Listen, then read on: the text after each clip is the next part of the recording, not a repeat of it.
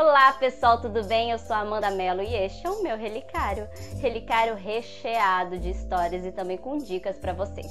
E a dica de hoje é como contar histórias para bebês.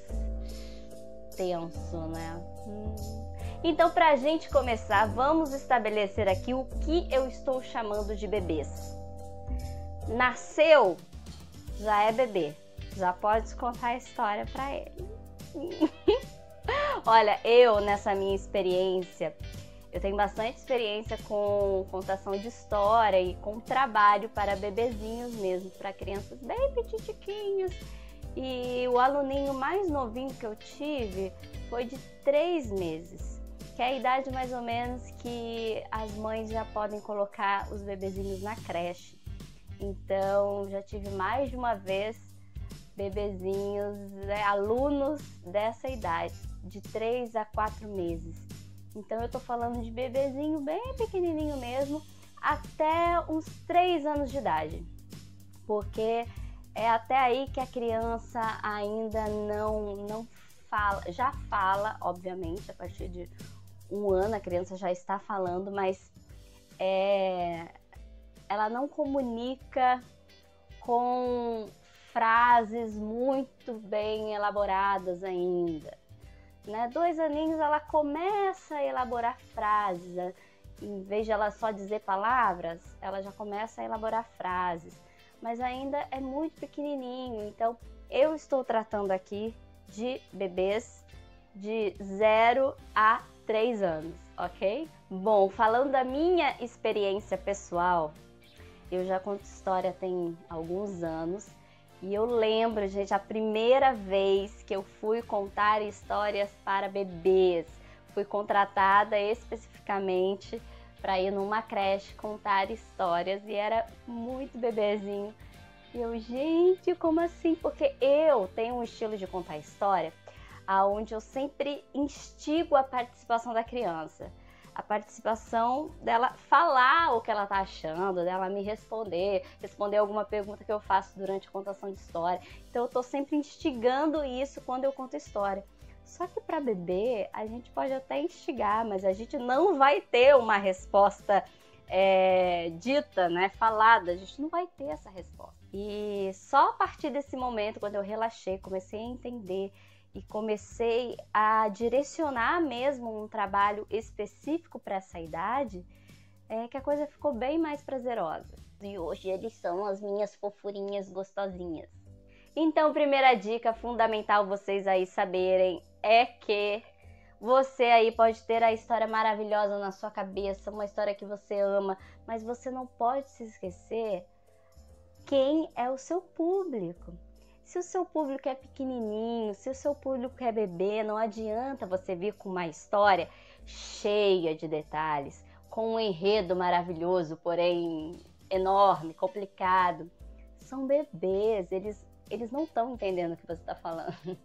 Na maioria das vezes eles não estão entendendo as palavras, eles não estão entendendo o enredo da história. Então não adianta você ir com uma história mirabolante de 1000 acontecimentos, que eles não vão entender. Os bebês, eles vão entender por outras vias. Eles ainda estão compreendendo a linguagem falada. Assim como eles estão conhecendo o mundo através dos olhinhos deles, estão conhecendo, estão vendo o mundo, estão entendendo, estão conhecendo as cores, as formas. Eles estão entendendo o mundo através dos seus sentidos todos, através do toque, da textura. Então, fazer contações de história para bebês é pensar que você não tem que ficar só na linguagem falada. Você pode explorar texturas na contação de história e oferecer mesmo para os bebês o toque das coisas.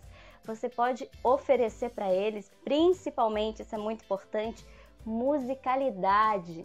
E quando eu falo musicalidade, eu estou falando de música também, colocar música na contação de história, que é fundamental, mas não só isso, é musicalidade na sua fala. Eu acho que musicalidade é fundamental para qualquer contação de história que você for fazer.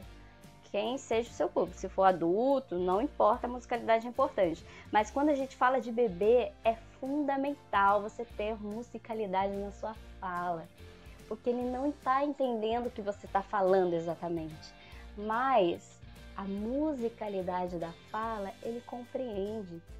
Então, se você falar baixinho, é capaz ele ficar quietinho. Quando eu tô dando aula e tem bebê chorando, eu sempre começo cantando uma música tranquila, uma música mansinha. Eu falo com eles de forma mansinha. Eles podem não estar entendendo o que eu estou falando, mas pela musicalidade, pela calma da minha voz, eles compreendem, eles entendem.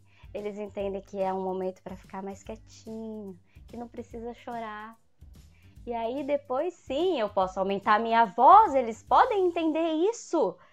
Entender de repente quando eu falo ai, ai, ai.